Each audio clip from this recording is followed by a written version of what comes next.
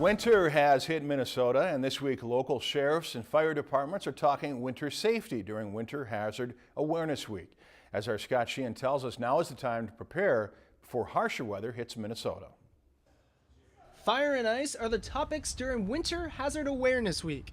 Central Minnesota's sheriff and fire departments are reminding Minnesotans to get ready and be prepared for the winter months. Reminding everybody that it's coming to the season where you need to have the safety kits in your vehicles again and the safety kits in your home, and make sure that through the summer months when it's been nicer that things haven't disappeared out of them and everything that you need in them is working. Just because your car might be able to handle snowy conditions better, roads still aren't ideal.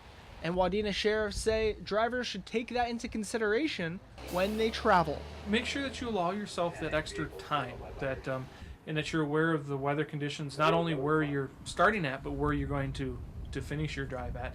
Make sure that you're driving safely. Increase your following distance between the vehicle in front of you, and then obviously if you see emergency vehicles or tow trucks or anything on the edge of the road, make sure that you give them the distance that they need to work. And that Brainerd's fire chief says just because it's winter and cold doesn't mean there's less of a risk for fire. It just means there's other hazards to be aware of. Well, a lot of people tend to burn wood in the winter. I would say be very cautious.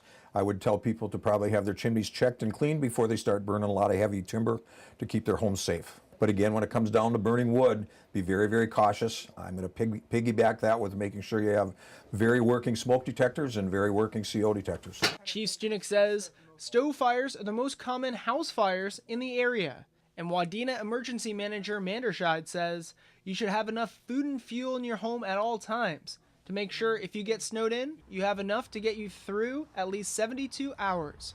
Scott Sheehan, Lakeland News. If you've enjoyed this segment of Lakeland News, please consider making a tax-deductible contribution to Lakeland Public Television.